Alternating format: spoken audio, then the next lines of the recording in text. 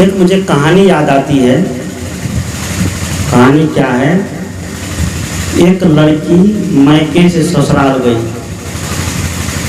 अब हमारे भूपेंद्र साहब जो विचार दिए कि रिश्तों को कैसे बचाना है। नई नवेली लड़की की शादी होकर के वो ससुराल गई। आपको दिक्कत हो रही बैठने की कुर्सी पर बैठ सकते हैं, हाँ अगर दिक्कत हो तो बैठ सकते हैं। गई, जब ससुराल गई तो ससुराल जाने के बाद कुछ दिन वहाँ रही। आजकल तो एक ही बार सब कुछ दे दिया जाता है, दोबारा घूम के आओ या नहीं आओ उससे मतलब नहीं है ना। लेकिन यह पुराने जमाने की बात है, जिस समय कबीर साहब हुए थे। आज से लगभग 650 वर्ष पहले की बात है। और 650 साल पहले हमारे देश का, हमारे समाज का, हमारे घर का रिश्ता कैसा था, जो उस समय के लोग होंगे उनको बड़ा अनुभव होगा क्या, या जो उस समय के साहित्य का अध्ययन करते होंगे उनको अनुभव होगा। जब वो लड़की ससुराल गई, महीना 2 महीना 6 महीना ससुराल में रह गई, तो 6 महीना जब ससुराल में रह गई तो ससुराल का सारा घाटा पंजा उसको मालूम हो जाएगा ना। कौन कैसा है, पड़ोसी कैसा है, सास कैसी है, ससुर कैसा है, ननद कैसी है, देवर कैसा है, जेठ कैसा है, गांव का आदमी कैसा है, मोहल्ला का आदमी कैसा है, पता चल जाएगा ना। 6 महीने के अंदर उसने क्या किया, अपने पूरे मोहल्ले का सबका एकदम क्लास लगा दी। सबका हिसाब किताब, सबका लेखा जोखा वो रख ली। 6 महीने के बाद जब वो आती है नैहर, मायके जब आती है तो मायके आते ही उनकी माँ ने पूछा, बेटी तुम्हारे पति कैसे है। पड़ोसी की बात नहीं पूछा, काहे बेटी को किसके साथ रहना है, पड़ोसी के साथ थोड़े रहना है, ससुर के यहाँ थोड़े रहना है, सास के साथ थोड़े रहना है, देवर के साथ थोड़े रहना है, ननद के साथ थोड़े रहना है, किसके साथ रहना है, पति के साथ। उसकी माँ ने पूछा कि पति, तुम्हारे पति कैसे हैं। तो बेटी क्या कहेगी, चुड़ैल है कि चंडाल है। पति कैसा भी रहेगा तो उसको बढ़िया कहना पड़ेगा ना, अच्छा कहना पड़ेगा। ये पुराने जमाने की बात, आजकल तो ऐसा नहीं होगा। आजकल तो कहे नहीं अब गड़बड़ सड़बड़ दूसरा कराओ। हाँ, ये 650 वर्ष पहले की बात है। उस समय हमारे समाज में, देश में संस्कार था। क्या था उस समय? संस्कार था। इसलिए मैं एक शेर कहता हूँ, केवल गेहूं से घूट मिट सकती नहीं, केवल गुलाब पर ही नजर टिक सकती नहीं है, दोनों की जरूरत इंसान के लिए। एक चक्के से क्या चलेगी, एक चक्के से गाड़ी नहीं चलेगी। आज हमारी सरकार ने बहुत उन्नति की है, हमारा देश बहुत उन्नति किया है, हमारा समाज बहुत उन्नति किया है। आज व्यक्ति उन्नति के शिखर पर चढ़ गया है। कभी ऐसा समय था, एक टाइम व्यक्ति खाता था तो दूसरे टाइम के लिए सोचता था। सही है गलत? क्यों दिलीप बाबू, सही बात है ना। एक टाइम खाता था तो दूसरे टाइम के लिए सोचता था। और आज समय ऐसा आ गया है, समय ने करवट लिया, समय बदला। जो अनाज व्यक्ति को खाना चाहिए वो अनाज अब कौन खा रहा है? गाय खाती है, भैंस खाती है ना। समय बदल गया है, परिस्थितियां सब दिन एक जैसी नहीं रहती है। समय बदल गया। पहले विकास नहीं था, विज्ञान का उतना युग नहीं था, टेक्नोलॉजी का उतना आविष्कार नहीं था। आज भारी से भारी, महीन से महीन टेक्नोलॉजी आज हमारे समाज में, हमारे देश में आ गई है, जिसके माध्यम से आज व्यक्ति के जीवन क्या हो गया है? सुखमय हो गया है। लेकिन उसके मन की शांति क्या हो गई? छीनी चली गई, छिन गई है ना। बाहर सुख तो हो गया है, बाहर सुविधा तो हो गई है, लेकिन भीतर की शांति क्या हो गई? गायब हो गई। बाहर व्यक्ति बहुत आनंद का जीवन जीता है, कोई चीज की कमी व्यक्ति के पास नहीं है। गर्मी लगी तो बटन दबाइए तो 1 मिनट में क्या हो जाएगा, ठंडा हो जाएगा। हम लोग भी गाड़ी से चलते हैं, गर्मी लगती है तो बटन दाबते हैं तो बस एसी चलने लगता है, बस थोड़ी देर में कूल हो जाते हैं, ठंडा हो जाते हैं। ये सुविधा का कमाल है, ये विज्ञान का कमाल है। तो इनकी आवश्यकता है, क्योंकि विज्ञान के बिना धर्म भी काम करने वाला नहीं है। आज हम लोग बैठ के सत्संग कर रहे हैं, ये विज्ञान का जो कमाल है, विज्ञान के कमाल पर हम बोलते हैं, आवाज एक जगह से दूसरी जगह जा रही है। विज्ञान का कमाल है। मोबाइल देखिए, आज पहले के समय में एक फोटो खींचने के लिए एक वीडियोग्राफर को बुलाना पड़ता था, कैमरा वाले को बुलाना पड़ता था, और महीनों दिन प्रतीक्षा करते थे, तब जाकर के कैमरा वाला आता था, फोटो खींच देता था, और महीनों दिन उस फोटो को निकालने में उसको लगता था। आज प्रत्येक व्यक्ति मीडिया बन गया है, बन गया है ना। सब व्यक्ति आज पत्रकार बन गया है। आज देखते हैं कोई व्यक्ति एक्सीडेंट भी कर जाता है, कोई व्यक्ति पानी में डूब रहा है, कोई व्यक्ति मर रहा है, तो बचाने वाला एक भी नहीं है, फोटो खींचने वाला, वीडियो बनाने वाला हजारों तैयार रहता है ना। ये विज्ञान का कमाल है। लेकिन विज्ञान के साथ साथ अगर धर्म उनका सहयोगी नहीं होगा तो विज्ञान क्या करेगा, व्यक्ति को जीने देगा, नहीं देगा। आज देखिए, इसी टेक्नोलॉजी का प्रयोग करके व्यक्ति का जीवन कितना नरक बन गया है। लेकिन कोई ऐसा भी व्यक्ति है जो इसी टेक्नोलॉजी का प्रयोग करके उसका जीवन शांतिमय बन गया है, स्वर्गमय बन गया है। उसका घर, उसका द्वार, उसका पूरा परिवार खुशहाल का जीवन जी रहा है। मैंने कहा कि 650 साल पहले संस्कार बचा हुआ था, लेकिन आज हमारे समाज, हमारे घर से संस्कार क्या हो रहा है, निकल रहा है। ये विदेशी का प्रभाव, ये विज्ञान का चमत्कार। सदगुरु कहते हैं कि विज्ञान को घर में आने दीजिए, लेकिन उसके साथ साथ संस्कार को मत जाने दीजिए, क्योंकि संस्कार अगर घर में रहेगा तभी विज्ञान से आप क्या करेंगे, बाहर फैल सकते हैं। और संस्कार घर में नहीं रहेगा तो विज्ञान आपका कुछ भी आपके जीवन को नहीं बना सकता है। तो लड़की ने माँ से कहा, माँ ने पूछा कि तुम्हारे पति कैसा है, तो लड़की ने क्या जवाब दिया जानते हैं? लड़की ने कहा, कबीर साहब ने जवाब दिलाया लड़की से, क्या, माई मोर मनुषा अतिरे सुजान। मनुषा मतलब देहाती भाषा है, मनुषा का मतलब होता है पति। माई में मोर मनुषा अतिरे सुजान, कि मेरे पति जो है बड़े सज्जन है। सुजान मतलब सज्जन, सुजान बड़ा सज्जन है, बड़ा समझदार है, बड़ा विवेकी है, बड़ा ज्ञानी है, कभी हमसे झगड़ा लड़ाई नहीं करता है, कभी मुझे गलत नहीं कहता है, कभी मुझे ताना नहीं मारता है। आज लड़के सबको ससुराल में थोड़ा तिलक दहेज कम मिल जाए, खीर खाते समय अगर ससुर ने अंगूठी गछ लिया है कि लड़का रूस गया है, अंगूठी नहीं दे रहा है, तो अगर नहीं मिले तो उसके लिए कितना ताना मिलते हैं ना, ताने पर ताने मिलते हैं। और नहीं वहाँ से बात बनती है तो लड़की को जला दिया जाता है, काट दिया जाता है, किसके चलते, एक दहेज के चलते। उस लड़की ने कहा कि मेरे पति बड़े सुंदर हैं, बड़े समझदार हैं, बड़े ज्ञानी हैं। अब इस बात को हमें समझने की जरूरत है। कबीर साहब पारिवारिक जीवन की बात करते हैं, कबीर साहब सामाजिक जीवन की बात करते हैं, कबीर साहब आध्यात्मिक जीवन की बात करते हैं। चारों तरफ की बात को लेकर के सदगुरु कबीर साहब अपने जीवन के निकट पहुंचते हैं।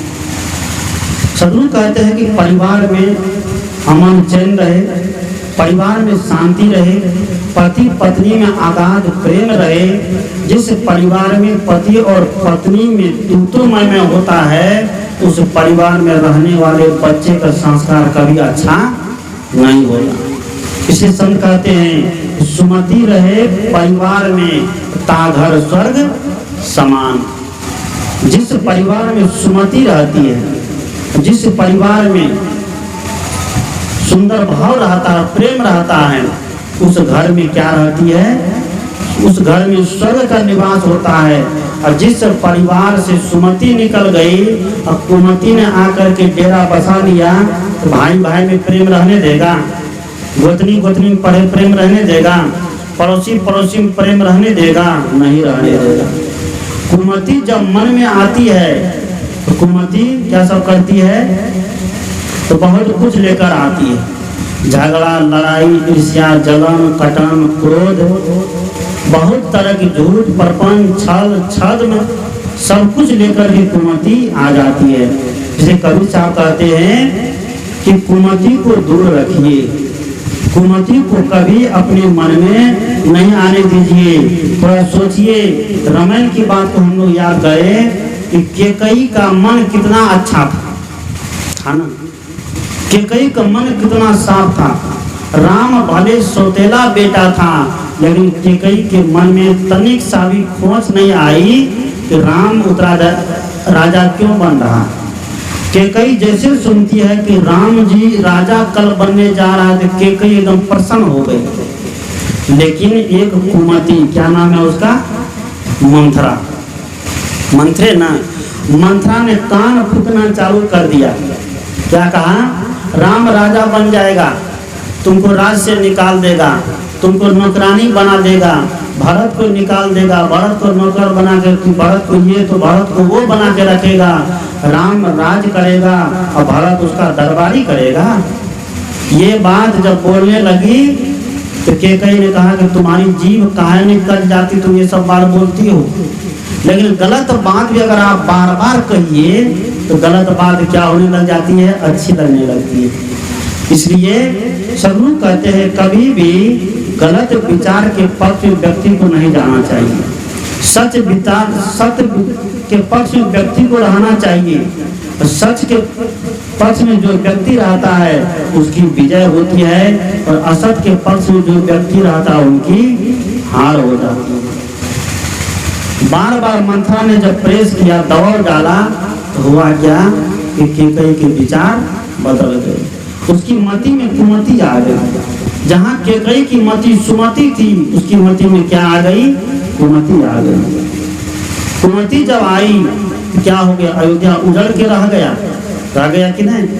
अयोध्या उजड़ के रह गया।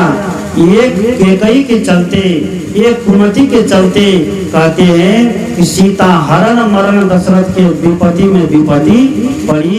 एक कुमति ने क्या किया? पूरे अयोध्या को उजाड़ करके रख दिया। इसलिए सदगुरु कहते हैं कि कभी हमारे विचार में, हमारे मन में गलत विचार, गलत भाव को बैठने मत दीजिए। अगर गलत विचार आ गया तो तुरंत उसको निकालने का प्रयास करें। हम लोग ध्यान करते, ध्यान क्यों करते हैं? सब लोग ध्यान में बैठते हैं। ध्यान में इसलिए बैठा जाता है कि सुबह ध्यान में बैठते हैं तो ये संकल्प करिए कि सुबह से शाम तक हमारे जितने कर्म होंगे उस कर्म में कभी कोई विचार नहीं आनी चाहिए, कभी कुमति नहीं आनी चाहिए। और शाम में जब बैठते हैं, शाम में ये सोचिए दिन भर में हमारे मन में क्या गलत भावना आ गई, क्या गलत विचार आ गए। अगर दिन भर में गलत भावना, गलत विचार आ गए तो उसे हम संकल्प लें शाम में कि कल से ये विचार, ये गलत भावना नहीं आनी चाहिए। ध्यान इसी के लिए है। बहुत लोग कहते हैं ध्यान में हम कबीर साहब को देखते हैं, ध्यान में हम ईश्वर को, ध्यान में हम परमात्मा को देखते हैं। ये देखना आपके मन की एक अच्छी दशा हो सकती है, लेकिन जो मन में हम किसी को चित्र देखते हैं तो वह एक मन की कल्पना है। क्या है? वह मन की कल्पना है, वो हकीकत नहीं है। जैसे आंख खोलेंगे तो वह चित्र हमारे सामने नहीं रह जाएगा। इसलिए साधु महात्मा को आलंबन दे देते हैं। इस आलंबन को लेकर के आप अपने मन को क्या करिए? शांत करते रहिए, मन को टिकाते रहिए, मन को रोकते रहिए। किसी भी आलंबन में मन को रोकना क्या है? ध्यान है। ये ध्यान की क्रिया योग विधि है, ये ध्यान की शुरुआती है। जैसे हम लोग खेत जोतते हैं मक्का लगाने के लिए, धान लगाने के लिए, गोभी लगाने के लिए, एक चास करके लगा देते हैं गोभी। ये वाली बाबू आम मक्का लगबै छियै ना, अहाँ सब लगबै छियै? खेत पर जाइए कहियो कि नहीं, खाना थाना दे करके। हाँ, एक चास से मक्का नहीं लगता है, बैगन नहीं लगता है, गोभी नहीं लगती है। खेत को कई कई बार जोतना पड़ता है, तब जाकर के उसमें मक्का लगाते हैं। उसी तरह जैसे हमारे अंदर ध्यान का बीज उत्पन्न ले, ध्यान का बीज अंकुरित ले, उसके लिए हम क्या करते हैं, सबसे पहले तैयारी करते हैं। कभी बिंदु की कल्पना करके उस पर ध्यान लगाते हैं, कभी किसी संत गुरु का फोटो का याद करके उस पर ध्यान लगाते हैं, कभी माता पिता का स्मृति फोटो को याद करके उस पर ध्यान लगाते हैं, कभी जो है श्वास पर ध्यान लगाते हैं, कभी जो है दोनों आंख को बंद करके अंधकार प्रकाश देखते हैं। ये सब क्या है? ये ध्यान नहीं है, ये ध्यान करने के लिए खेत तैयार कर रहे हैं। क्या कर रहे हैं? ध्यान करने के लिए खेत तैयार कर रहे हैं। अंतिम ध्यान क्या है? जब मन सब तरफ से शांत होकर के बैठ जाता है, जब मन कुछ नहीं सोचता है, जब मन के सारे संकल्प विकल्प समाप्त हो जाता है, जब गुरु का याद भी समाप्त हो जाता है, जब सारी स्मृतियां खो जाती है, तब उसको क्या बोला जाता है? ध्यान, यानी कुछ नहीं सोचना। सदगुरु अभिलाष साहब का कथन, ध्यान का मतलब क्या? ध्यान क्या है? पुस्तक है, पढ़िएगा उसको। एक छोटी सी पुस्तक है, 4-5 रुपये की है, ज़्यादा पैसे की नहीं है, उसको लेकर पढ़िएगा। कुछ लोग ध्यान करने में बड़े पारंगत होते हैं, 4-4 घंटा ध्यान लगाता है, और ध्यान से जब उठता है तो ढोलिया शांत जैसा फुलकार मारता, कहा यही ध्यान है, हैं? एक जगह ऐसे में सत्संग में गया था, तो वहाँ सब मत के महात्मा सब थे। शाम का 5 बजे सत्संग समाप्त हुआ, तो मैं टहलने के लिए निकल गया। टहल करके आया, थोड़ा पसीना हो गए, तो कुर्सी पर बैठ के थोड़ा हवा लगाने लगे, और बाबा लोग कुदक के मन पर बैठ गया और आंख बंद करके एकदम ध्यान चालू कर दिया। और ध्यान से जब उठा तो मेरे पास गया, मेरे पास जाकर ढोलिया सांप जैसे फुलकार मारता, आप ध्यान में क्यों नहीं बैठे? मैंने उनसे कहा, आप तो ध्यान में बैठे। जब ध्यान में बैठे तो ध्यान के बाद व्यक्ति का मन मक्खन के जैसा हो जाता है। किसके जैसा? मक्खन देखे हैं? मक्खन में एक गोली गिराइए, एक गोटी गिराइए, तो कहाँ जाएगा? अंदर चला जाएगा, सबसे अंदर। मैंने कहा कि आप तो 1 घंटा तक ध्यान में बैठे, जब 1 घंटा तक ध्यान में बैठे थे, ढोलिया सामने सब फुलकार काहे मार रहे हैं? जब ढोलिया सामने सब फुलकार मारे तो आपका ध्यान कैसा है? ध्यान का मतलब होता है सावधानी, ध्यान का मतलब होता है होश पूर्वक। कोई व्यक्ति खाना खा रहा है, ध्यान दीजिएगा, कोई व्यक्ति भोजन खा रहा है, अगर ध्यान पूर्वक भोजन खा रहा है, एक बार में उसको पूछ लीजिए नमक कैसा है, मिर्ची कैसी है, तो बता देगा। लेकिन जिसका मन तुरंत तो भोजन करने वाले के मन कहीं और दौड़ रहा है, उसको पूछिए भोजन में नमक तेल कैसा है, मिर्ची कैसी है, तो कहेगा अच्छा रुको खा कर बताते हैं। अब देखिए खाली भात खा गया है, जब पूछते हैं तो कहता है रुको खा करके बताते हैं। क्या वो ध्यान में है? नहीं है, क्योंकि भोजन करना भी एक तरह का ध्यान है। जो व्यक्ति ध्यान पूर्वक भोजन करेगा तो क्या अंडा खाएगा, दारू पिएगा, मछली खाएगा, मांस खाएगा? नहीं खाएगा। आज व्यक्ति मछली, मांस, अंडा कैल्शियम के लिए खाता है, विटामिन के लिए खाता है कि अंडा में विटामिन है, मछली में कैल्शियम है और मांस में प्रोटीन है, और दूसरे का मांस खा खा खा के अपना मांस को बढ़ा लेता है, कहता है हम बड़े मजबूत है। ये महात्मा लोग कभी मांस मछली नहीं खाता है, जो मांस बढ़ाया है तो ये एक बार भिड़ने के लिए कई फाइटिंग में उसका सब दशा कर देगा, महात्मा लोग कर देगा ना। इसलिए मांस खाने से बल बढ़ता है, ताकत बढ़ती है, ये सब क्या ना समझी की बात है। शाकाहार भोजन से बल बढ़ता है। अगर अंडा खाने से बल बढ़ता है, मुर्गा खाने से बल बढ़ता है, तो मुर्गा को एक गिट्टी मारिए तो मुर्गा का क्या दशा होती है? तो मजबूत होता मुर्गा, मुर्गा खाने से मजबूत होते, मुर्गा को एक गिट्टी मारते तो क्या होता है? राम नाम सत हो जाता है। बकरी को एक लाठी मारिए, बकरा के मांस में ताकत है, बकरी को एक लाठी मारिए तो क्या करेगा? भैं भैं करते बेदम होता, अल्लाह का पुकारने लग जाएगा, पुकारने लगता है ना। सदगुरु कहते हैं कि आज व्यक्ति इतना भ्रम में जी रहा है कि मांस में प्रोटीन है, मछली में कैल्शियम है, अंडा में विटामिन है। ये सारी की सारी बातें क्या है, हमारी सभ्यता संस्कृति को बिगाड़ने वाली है। इसलिए इन बातों से हमें बिल्कुल दूर रहना चाहिए। आज देखिए अंकुरित चना है, अंकुरित मूंग है, काजू किशमिश बादाम छुहारा मुनक्का, इतने सारे आइटम है। और भगवान कृष्ण जो यदुवंशियों का नेता था, किसका? भगवान कृष्ण क्या खाते थे? दूध पीते थे, मक्खन खाते थे। इसलिए कहा गया माखन चोर। अगर मक्खन घर में नहीं मिले चुरा करके भी खा लेते। और सोचिए, बढ़िया चीज अगर चुरा कर भी खाना पड़े तो खा लो, उसमें कोई गड़बड़ी नहीं है। हनुमान जी भी अशोक वाटिका में गए थे, बिना पूछे पेड़ पौधा को सब फल को तोड़ मचोड़ करके रख दिया, खाना पीना चालू कर, आदेश नहीं दिया। कहे भूखे थे हैं, अब भूखे थे तो फल खाना कोई पाप थोड़े है, नहीं है। लेकिन हनुमान जी वहां गए तो बिना आदेश दिए क्या क्या अशोक वाटिका को उखाड़ पुखाड़ के खाना पीना चालू कर दिया। तो भगवान श्री कृष्ण 120 साल तक रहे और कभी मांस मछली अंडा शराब का हाथ नहीं लगाया। उसने कुछ नियम बना दिया, कोई मांस मछली अंडा शराब यदुवंशी में नहीं खा सकता। आज देखिए यदुवंशी लोग दूध बेच लेता है, वहां से शराब पी के आता है, मतले हुए आता है। सबकी बात नहीं है, अब नहीं कहिएगा ऐसा क्यों बोलते हैं, सब लोग ऐसा नहीं करते हैं। कुछ लोग ऐसे हैं जो दूध लेकर जाकर के मार्केट में, उसको जानता हूँ, दूध ले जाकर के मार्केट में बेच देगा और सौतारी में जाकर के पूरा डाउन होकर के वहां से घर आता है। तो किस भगवान कृष्ण के नाम का बुलाना हुआ कि नहीं हुआ, उसके नाम को कलंकित करना हुआ कि नहीं हुआ। इसलिए सदगुरु कबीर कहते हैं कि संतों के सानिध्य में जाइए, संतों के शरण में जाइए।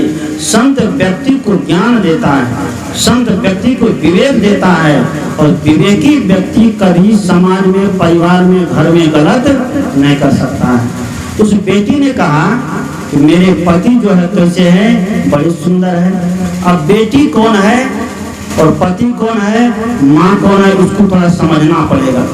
क्योंकि कबीर साहब के विचार जो है अलंकार में होते हैं। अलंकार का मतलब, जैसे अलंकार का मतलब जैसे लड़की की शादी होती है, लड़की को केवल नहला धुला दे, कपड़ा पहना दे, बाल में तेल लगा दे, बाल बांध दे और मंडप पर भेज दे, क्या शोभा देगा? क्यों? हाँ, सब रोज सजवे थी, बोलो देता शोभा नहीं देगा। क्यों नहीं देगा? कि उस समय उसकी जरूरत है क्या, नाक में नथमुन्नी हो, कान में झुमका हो, गला में चेन हो, हाथ में चूड़ी हो, पैर में बिछिया हो, पाजल हो, हर चीज हो, तब उसकी शोभा बढ़ेगी, तब जाकर उसकी शोभा बढ़ेगी। तो कबीर साहब के विचार अलंकार में होते हैं। कबीर साहब विचार को पहले सजाते हैं और सजाने के बाद तब उसकी सच्चाई को व्यक्त करते हैं। लड़की कौन है? लड़की ये मनोवृत्ति है। कौन है? लड़की ये मनोवृत्ति है। माँ कौन है? ये आत्मा माँ है। कौन है? ये आत्मा माँ है। देखिए कबीर साहब का ससुराल क्या है कि दुनियादारी को कबीर साहब ससुराल नहीं मानते हैं। ये भीतर के बात को, भीतर के परिवार को कबीर साहब क्या मानते हैं? ससुराल मानते हैं। एक शुरू लड़की जब ससुराल गई, ससुराल मतलब जब वो साधना के क्षेत्र में गई, जब वो ध्यान करने के क्षेत्र में गई, तब उनका मिलन किससे हुआ? पति से हुआ। पति कौन है? ये आत्मा, ये चेतन। कौन है? ये चेतन पति है। ये चेतन पति से उनका मिलन हुआ। चेतन पति से जब उनका मिलन हुआ तो उनको बड़ा अच्छा लगा। मनोवृत्ति जब चेतन की बात सुनने लगती है, जब चेतन के अनुसार चलने लग जाती है, तो मन में क्या मिलती है? शांति मिलती है। चेतन पति से जब मिलान जुलान हुआ तब उनको मन में बड़ा सुकून मिला। तो उसने कहा कि माँ, मेरे जो पति जो है बड़े सुंदर है, बड़े अच्छे हैं। माई मोर मनुष्य अतिर सुजान और धंधा कुटी कुटी करत ज्ञान। उसने कहा कि तुम्हारे पति क्या क्या करते हैं तुम्हारे साथ? कहा कि मेरी तो बड़ा देखभाल करते हैं, मेरे तो बड़ा ध्यान रखता। कहा क्या? तो सुबह सवेरे 4 बजे जग जाते हैं। कितने बजे? आजकल लोग कितने बजे जगता है? 3 बजे जगे छे, हाँ जग जेबे, और लोग नहीं जगे छे। वो जो जगबे करेंगे 6 बजे 7 बजे जग करके बेड पर बेड टी पिएगा, मुँह में जो रात भर मसाला जमा उसको घोल घोल के पी जाएगा। क्या बात है बाबू? बेड टी और रात भर का मसाला घोल घोल पी। बहुत लोग ऐसी आदत बना लेते, जब तक खैनी नहीं खाएगा तो उसका बाथरूम नहीं होता है, इसलिए पहले खैनी लटा करके मुंह में डालेगा तब कहाँ जाएगा? बाथरूम। ऐसी आदत को छोड़िए, ये चाय पीने की आदत को छोड़िए। आज पूरा हिंदुस्तान चाय चाटने लग गया है, चाटा है ना। इतना लंबा चौड़ा मनुष्य है, 5 फीट 6 फीट का है ना, लेकिन 1 2 4 2-3 इंची के जो गिलास है, कप है, वो क्या कर रहा है? मनुष्य को पूरा नचा रहा है। जहाँ जाएगा जब तक चाय नहीं मिलेगी तब तक काम नहीं बनेगा। और चाय नहीं मिले तो सिर में दर्द चालू, देह में दर्द चालू, गोड़ों में दर्द चालू, पेट में दर्द चालू, कमर में दर्द चालू, दर्द पर दर्द होने लग जाता है। और ये गिलास चाय दे दीजिए, सारा दर्द खत्म हो जाता है। ये आदत है। आदत कोई भी है, क्या है? गलत है। कोई भी आदत आप लगा लेते, उसकी लत लगा लेते हैं और उसके बिना नहीं रह पाते, वो क्या है? गलत है। लड़की ने कहा कि मेरे पति इतने समझदार हैं, एक पत्नी को समझदार पति मिल जाए, इससे बड़ी संपत्ति और क्या होगी? कुछ होगी? नहीं हो सकती। मुझे लगता है जो जिस लड़की को समझदार पति मिल गया है, भले उसके जमीन हो या नहीं हो, मकान दुकान हो या नहीं हो, बहुत उनके पास संपत्ति हो या नहीं हो, लेकिन पति अगर सही मिल जाए, शराबी नहीं मिले, कबाबी नहीं मिले, मांसाहारी नहीं मिले, जुआरी नहीं मिले, अगर समझदार पति मिल जाए तो लड़की का समझिए कि और उसका बहुत बड़ा सौभाग्य। उसने बहुत तपस्या की थी, वो बहुत साधना की थी, वो बहुत गुरु का भजन की थी, तब जाकर के उनको क्या मिला? सुंदर पति मिला। वो कहती कि मेरे पति बड़े समझदार हैं। पुराने जमाने में मील नहीं होते थे, चक्की होलर नहीं होते जो धान कूटा जाए, उस समय क्या करते थे? ढेकी में धान कूटते थे। कौन सी में? ढेकी में। लड़की ने कहा कि मेरे पति सुबह 4 बजे जग जाते हैं, जग के क्या करते हैं? धंधा कुटी कुटी करत बिहान। तो धान कुटते कुटते क्या कर देता है? सवेरा कर देता है। धान कुटते कुटते बिहान कर देता है। धान क्या है? धान कुटते कुटते बिहान कर देना। धंधा कुटी कुटी करत बिहान। धान कुटते कुटते हमारे पति क्या कर देता है? बिहान कर देता है। मेरा चेतन देव पति धान कुटने का मतलब कि 4 बजे से वो बैठ जाते हैं ध्यान में, 4 बजे से वो बैठ जाते हैं साधना में।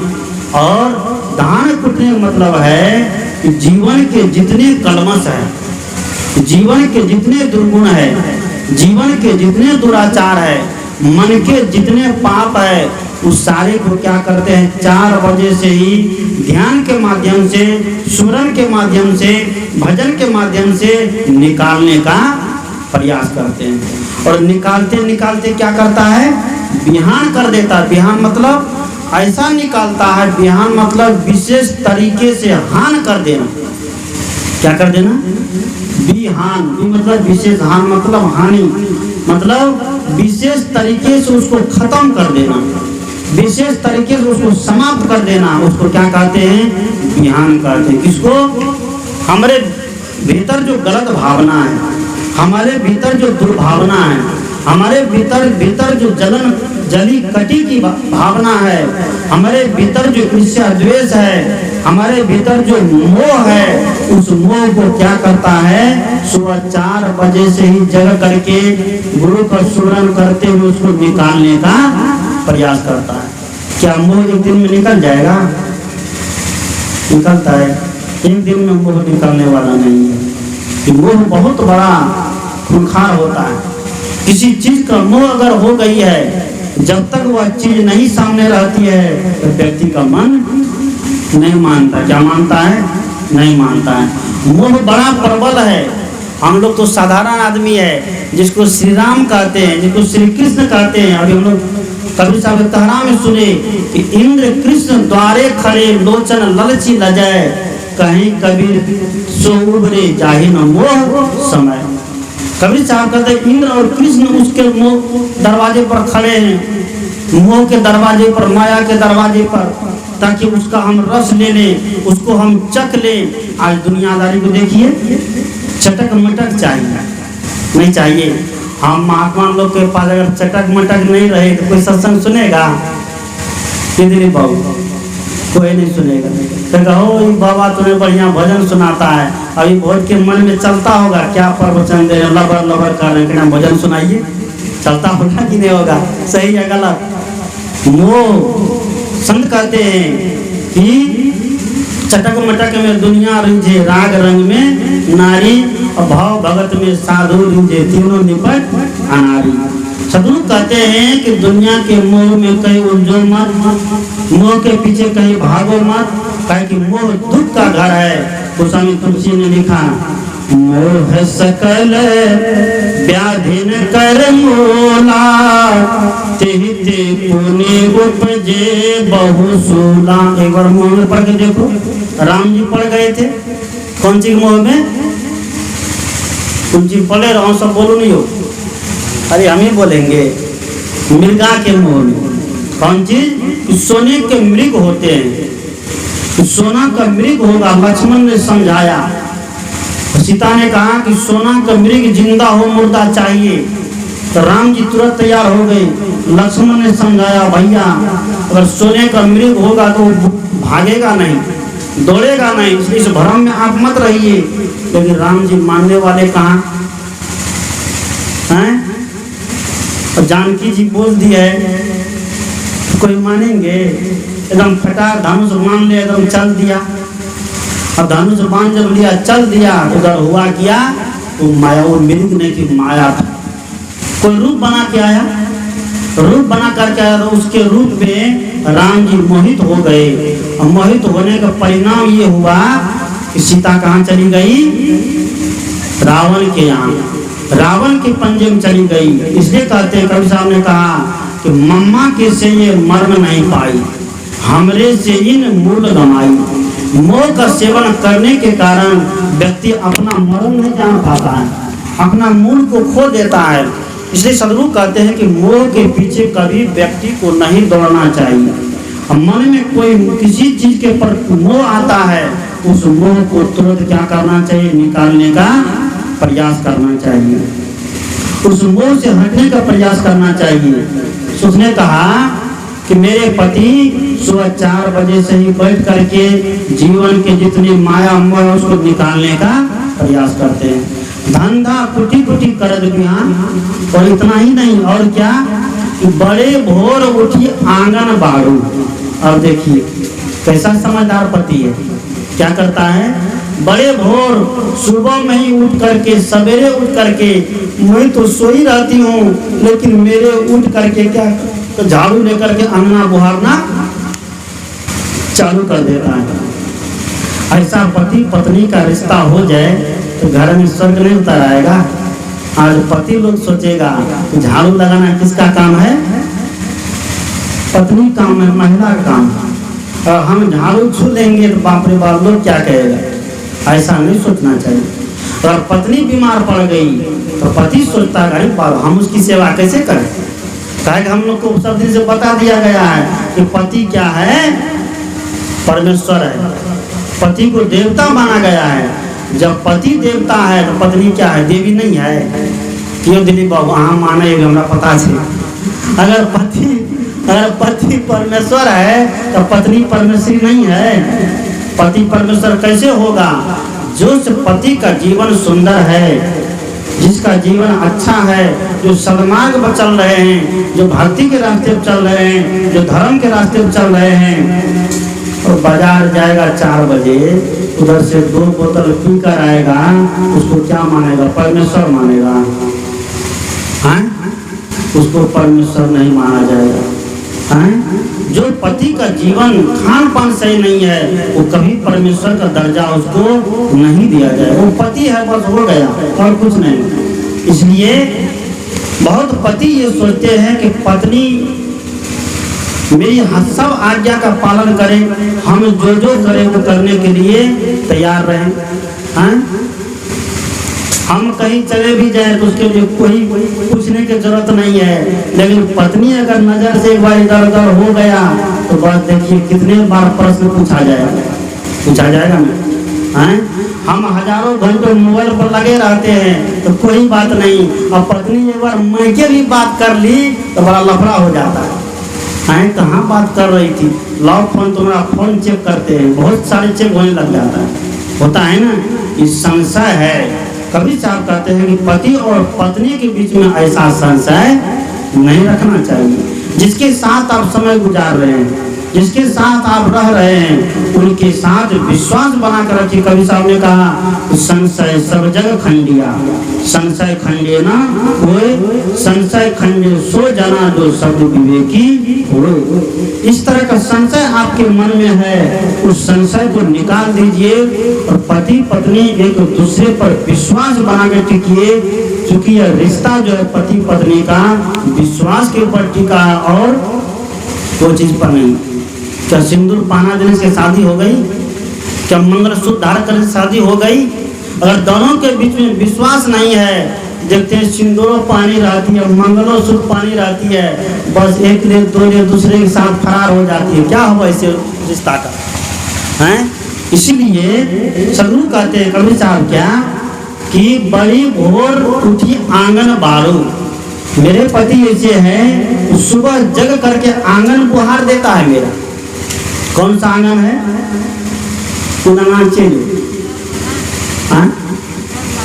वो आंगन ये हृदय का आंगन, ये बड़ा आंगन नहीं है।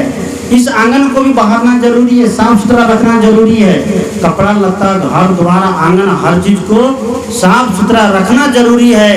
लेकिन इसके साथ साथ हृदय रूपी आंगन को भी बहारना चाहिए।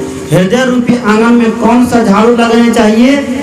ज्ञान का, ध्यान का, भक्ति का, सेवा का, समर्पण का, श्रद्धा का। ये झाड़ू अगर हृदय में लगते रह जाए, हृदय में कभी अज्ञान का प्रवेश होगा? नहीं होगा। हृदय में कभी अज्ञान का प्रवेश नहीं होगा। हम अपने हृदय को ज्ञान से, ध्यान से, भक्ति से, श्रद्धा और समर्पण से, दान से शुद्ध नहीं कर पाते हैं। इसलिए हृदय में क्या आ जाता है? अज्ञान आ जाता है। ज्ञान का दीपक नहीं जला पाते, इसलिए हृदय में अज्ञान प्रवेश कर जाता है। संजय बड़ा सुंदर भजन गाया है, आइए सबका मन चुटुर पुटुर कर रहा है भजन सुनने का। मुझे कहा भी गया था बाबा आप जब आइएगा तो प्रवचन के साथ साथ 5 भजन सुनाना पड़ेगा। एक तो भजन 5 भजन, एक तो सुना दिया हूँ, एक और सुना रहा हूँ। बोलिए सदगुरुदेव की।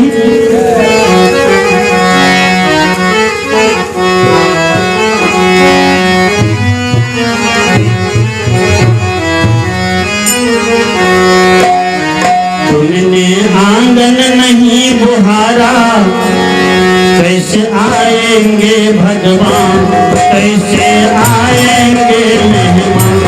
तुमने आंगन नहीं बुहारा, तुमने मन को नहीं सफाया, कैसे आएंगे भगवान, कैसे आएंगे भगवान। कब तक गंदा पड़ा दोबारा, अब तक गंदा पड़ा दोबारा, कैसे आएंगे भगवान, कैसे आएंगे मेहमान।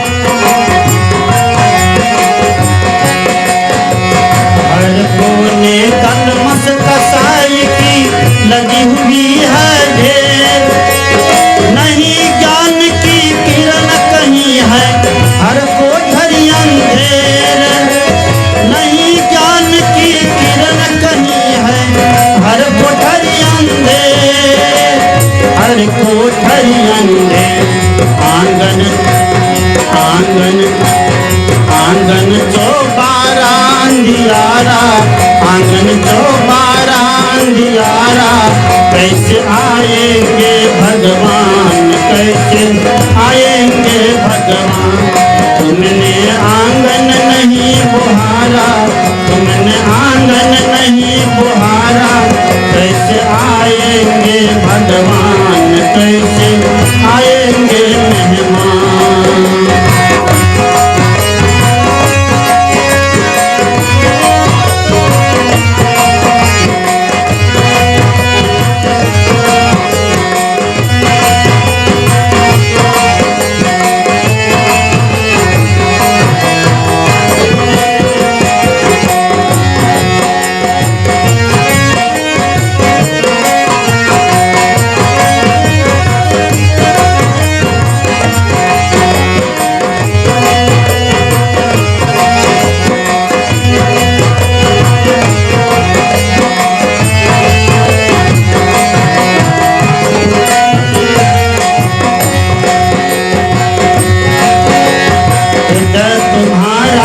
पिघल न पाया जब देखा रंग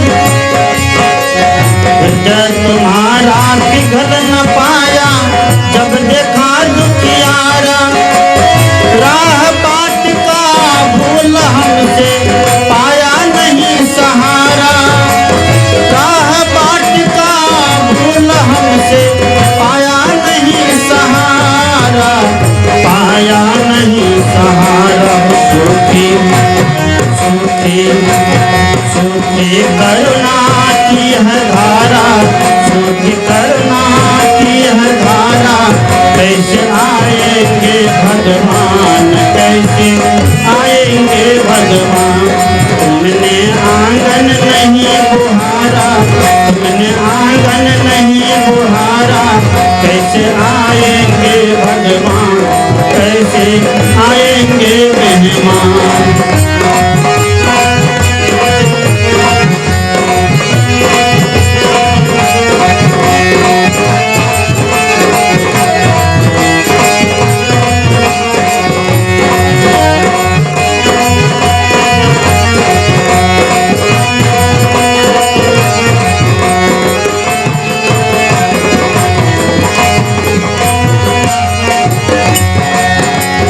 अंतर का पट खोल देख लो ईश्वर पास मिलेगा भीतर का पट हम खोलते नहीं हैं इसी कारण है ईश्वर हमसे दूर नजर आता है जिस दिन हम भीतर का पट खोल देंगे तो अज्ञान को हृदय से बाहर कर देंगे और ज्ञान का झाड़ू लगने लग जाएगा भक्ति पुरस्कार दान का झाड़ू लगने लग जाएगा मुझे ईश्वर कहाँ दिखाई देगा प्रत्येक घट में दिखाई देगा। यीशु कबीर साहब ने कहा सब घट मेरो साइया सुनी सेजना कोई बलिहारिकता घट पूजा घट प्रगट होए अंतर का पट खोल देख लो ईश्वर पास मिलेगा हर प्राणी में ही परमेश्वर का आभास मिलेगा हर प्राणी में ही परमेश्वर का आभास मिलेगा का आभास मिलेगा।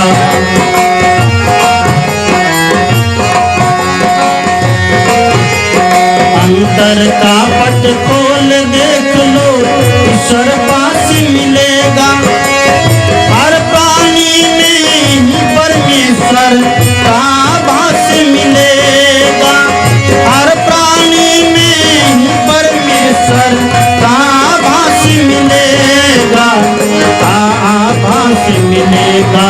इस पर सच्चे मन से नहीं पुकारा सच्चे मन से नहीं पुकारा कैसे आएंगे भगवान कैसे आएंगे मेहमान तुमने आंगन नहीं बुहारा तुमने झाड़ू नहीं निकाला तुमने मन को नहीं सफाया कैसे आएंगे भगवान कैसे आएंगे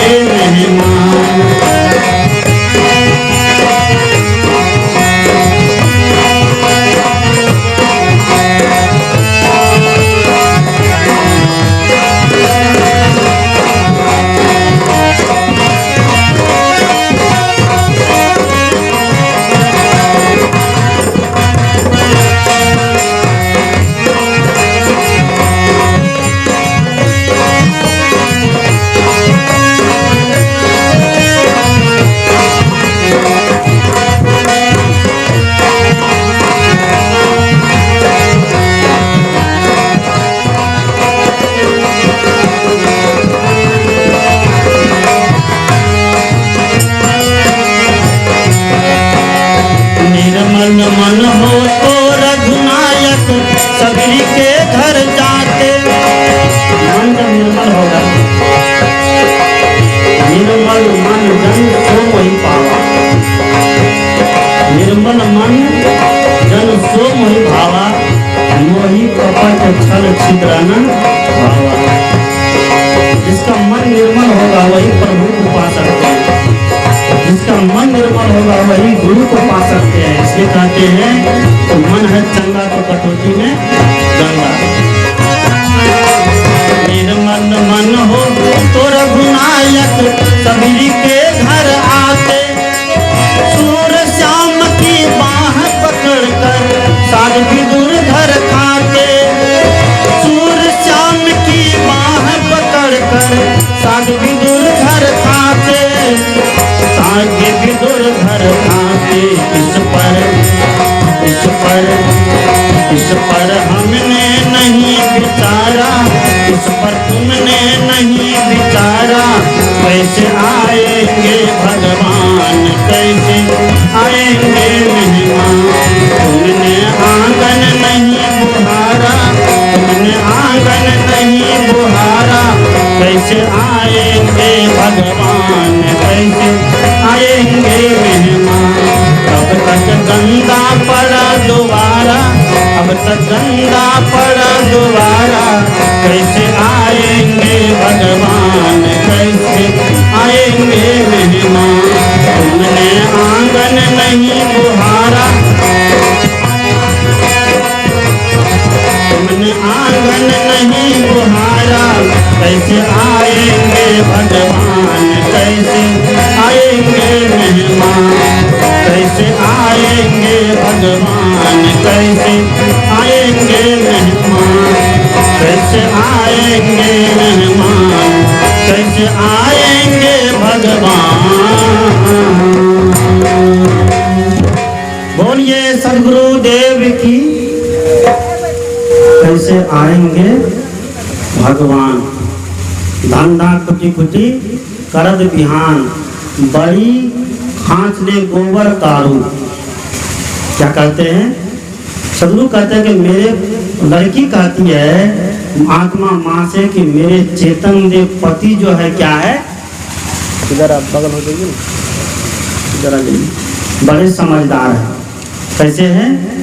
बड़े समझदार है। तो क्या किया, क्या सब किया, बहुत सारा काम किया। ढेकी में धान भी कूट दिया, धान कूटते कूटते बिहान कर दिया। धंधा कुटी कुटी कर दे बिहान, बड़ी भोर उठी आंगन बाड़ू, और बड़ो खांच ले गोबर काड़ू। सदगुरु कहते हैं कि सुबह जग जाते हैं और सुबह जग करके क्या करता है, आंगना बुहार देता है। हृदय रूपी आंगन में ज्ञान का झाड़ू लगाता है। ज्ञान जब तक जीवन में नहीं होगा तब तक अंधकार हमारा दूर नहीं होगा। आज ज्ञान सबके पास है, लेकिन सब अपने अपने क्या किया है, खिड़की दरवाजा को बंद करके रखा है ना। ज्ञान है ना, प्रत्येक जीव के पास ज्ञान है। गुरु उसको खींच करके क्या करते हैं, बता देते हैं। गुरु का इतना ही काम है। अगर हमारे आपके पास ज्ञान नहीं हो तो गुरु का कोई मजाल नहीं है कि वो उसको ज्ञानी बना देगा। अगर गुरु जी ज्ञानी बनाते हैं तो पागल को कहाँ बना पाते हैं, पागल को बना पाते हैं नहीं। क्यों?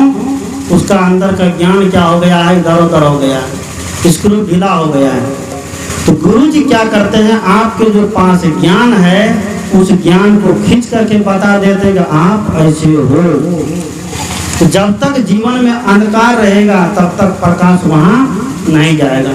अंधकार इसलिए है कि दरवाजा खिड़की को बंद करके रखे हैं। जैसे सूर्य का प्रकाश निकलता है, सूर्य का प्रकाश जब निकलता है तो घर कमरा जो है खिड़की इसलिए रखते हैं, जंगला इसलिए रखते हैं कि प्रकाश कहाँ जाए, अंदर में जाए।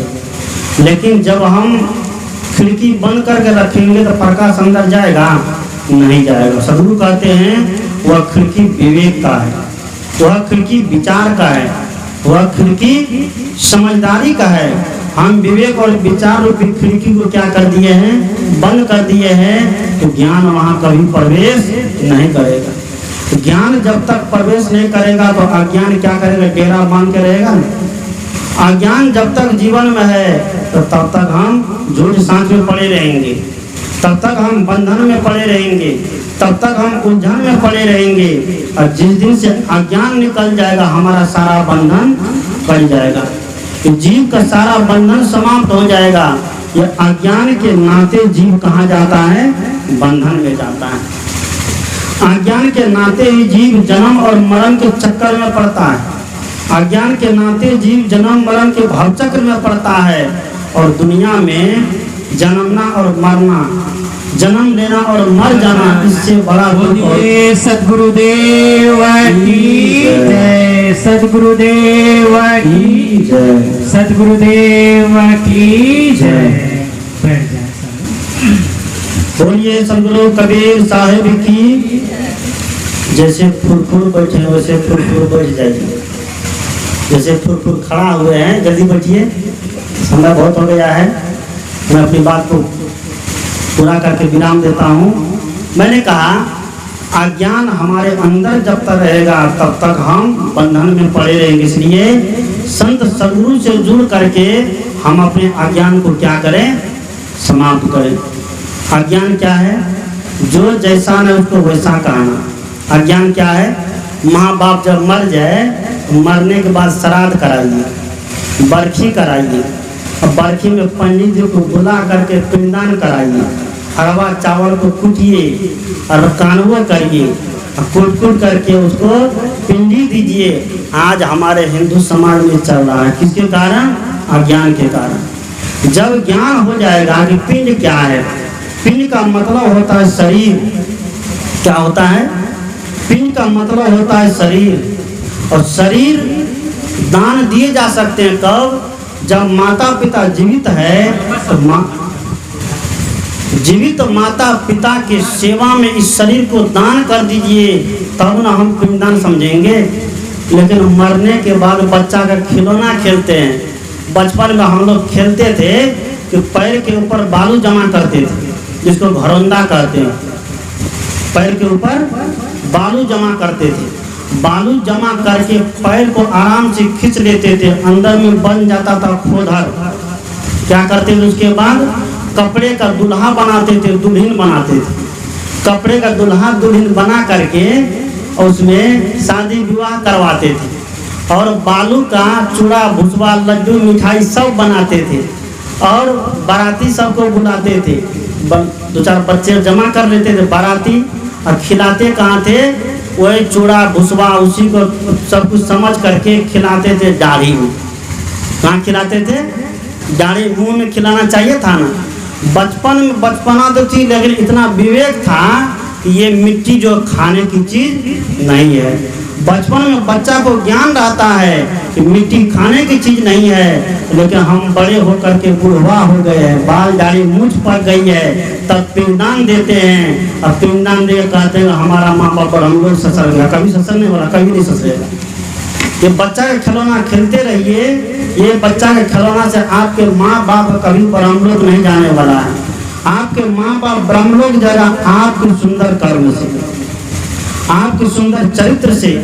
आप बेटा बेटी है, आप सुंदर कर्म से, सुंदर चरित्र से माता पिता के जीवन को एकदम निहार कर दीजिए। समझिए आपके माँ बाप कहाँ चला गया, स्वर्ग चला गया। आज इस ज्ञान पर लोग चलने वाला नहीं है, लेकिन जो पाखंड समाज में लाकर दे देता है, उस पाखंड पर सब चलने वाला कहता है हमारा पुरखा करते हुए आ रहा है। मैं एक जगह था, हाथ में मोबाइल चला रहा था, एक 80 साल का बुढ़ा कुट्टी काट रहा था, और रात का समय था, कुट्टी काट रहा था। उसने कहा कि बाबा आज सब तो बाबा बन गए, तो मोबाइल तोड़ की जरूरी है। मैंने क्या क्या, बुढ़वा कुट्टी जो काट रहा था, बल्ब जल रहा था, बल्ब को बुता दिया। बल्ब को जो बुताया, कुट्टी जो काटा, हाथ में कचिया लग गई। बुढ़वा एकदम गुस्सा गया, पागल महात्मा भाई क्या, हमें पागल नहीं है क्या? मैंने कहा कि ये बल्ब मेरे जमाने का, आपके जमाने का नहीं है। किसके जमाने का है? कि मेरे जमाने का बल्ब है, आपके जमाने का नहीं है, इसलिए आपको बल्ब जलाने नहीं देंगे, आप जाइए लालटेन जला करके वहाँ पर कुट्टी काटिए। ताकि ऐसे कैसे हुआ, किरासन तेल नहीं मिलता, पेट्रोल नहीं मिलता, आप जानेंगे, हम कैसे जानेंगे। कहने का मतलब है आज के युवा पीढ़ी भी कहती है जब इतना विज्ञान का प्रचार हो गया है तो हमारे बाप पुरखा करते आए तो हमको भी करना पड़ेगा। हमारा बाप पुरखा लालटेन जला था, जलाइए। हमारा बाप पुरखा बैलगाड़ी में चल कर शादी विवाह करते थे, आजकल लेके जाइए कलपट्टा झाड़ के भेजेगा ना। इसे सदगुरु कहते हैं जो विवेकवादी परंपरा है उस परंपरा को हम लेकर चले, जो परंपरा चलने वाला है उस परंपरा को समाप्त करें और ज्ञान के रास्ते पर चले, ज्ञान के मार्ग पर चले। तो मैंने कहा माई मोर मनुष्य अति सुजान, धंधा कुटु कुटी करत बिहान, बड़ी भोर उठी आंगन बारू, बड़ी खांच ले गोबर काढ़ू, बासी भात मनुष्य बुढ़ल खाए। बसिया भात उसका पति खाता है, कितना समझदार पति है। बासी भात का मतलब है पूर्व जन्म का जो प्रारब्ध कर्म है उसका भोग करता है। क्या करता है? उसका भोग करता है, उसमें वो परेशान नहीं होता है, दुखी नहीं होता। अभी देखिए मैं 10 दिन पहले कुप्पा घाट गया था, भागलपुर, हरिनंदन बाबा का दर्शन करने। बेचारा बहुत दिन से नहीं बोलते हैं, नहीं भोजन लेते हैं, नाक में पाइप लगी, उसी के द्वारा उनको सब कुछ मिलता है। मैं वहाँ गया, केवल दर्शन हुई, बात नहीं कर पाए, केवल देखे। कभी संतों से मिले, संतों से मिलकर जब चले तो मुझे लगा ये प्रारब्ध भोग है। बहुत लोग कहते होंगे वो संत है, वो महात्मा है, तो इतना कष्ट क्यों पा रहे हैं? वो कष्ट नहीं पा रहे हैं बल्कि अपने प्रारब्ध क्या कर रहे हैं? खत्म कर रहे हैं। जिस व्यक्ति का पिछला प्रारब्ध खत्म कर दिया मनुष्य जीवन में, वह फिर जन्म लेने का नाम नहीं लेगा, वह फिर मनुष्य का शरीर भी धारण नहीं करेगा। उस समय तुलसीदास जी जो थे ताज ठुक के कहते हैं कि बड़े भाग मानुष तन, क्या कहते हैं मैंने पढ़ते हैं कि कैसे, बड़े भाग मानुष तन पावा, और मनुष्य का शरीर भी मिला है। इसका मतलब है कि आपकी वासना बची हुई थी, इसलिए मनुष्य का शरीर भी धारण करना पड़ा। अगर प्रारब्ध खत्म हो जाता तो फिर मनुष्य का शरीर भी नहीं धारण करना पड़ता। तो बासी भात मनुष्य लिहल खाए, अब बड़े घैल लिए पानी को जाए। बड़े घेरा लेकर के हृदय को विशाल बना करके ज्ञान लेने जाते हैं सत्संग में, भजन में, संतों के पास। ऐसे हमारे पतिदेव है, ऐसे चेतन देव मेरे पतिदेव है। ऐसे पतिदेव अगर सबको मिले तो सबका घर कैसा बन जाएगा? खुशहाल बन जाएगा, सबका घर सुंदर बन जाएगा, सबके घर में अमन चैन की बंसी बजने लग जाएगी और घर का अज्ञान दूर हो जाएगा।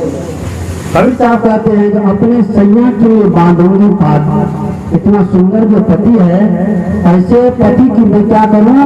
उसकी प्रशंसा करूंगी, चारों गांव में उसका प्रचार करूंगी। अच्छे लोग का प्रचार होना चाहिए कि नहीं? नहीं होना चाहिए। आज पत्रकार किसका प्रचार करता है? यहाँ जो सत्संग हो रहा है प्रचार करेगा? बिजली भाव करेगा? नहीं करेगा।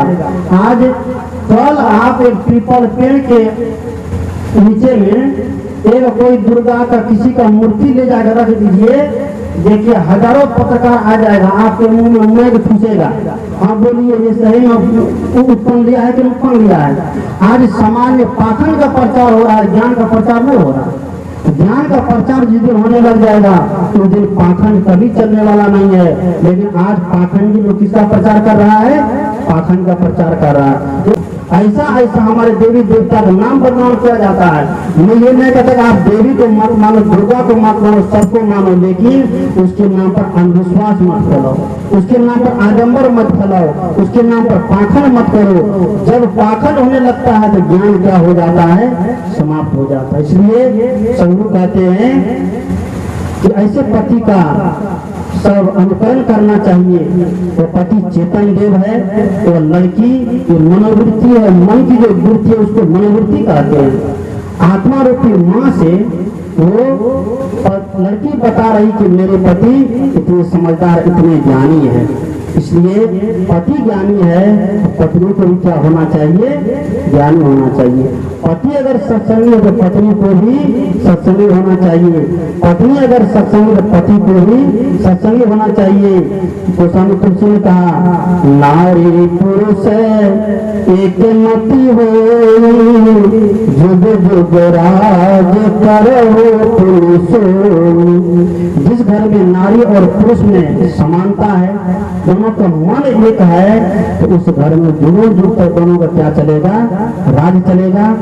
आवश्यकता है हम सब लोग कबीर के इस विचार को अपने जीवन में आत्मसात करें और आत्मसात करके मरने के बाद जो हम पिंडदान कराते हैं इस पर विचार करते चलिए, क्योंकि अब सब पढ़ा लिखा साइंस के स्टूडेंट हो गया है।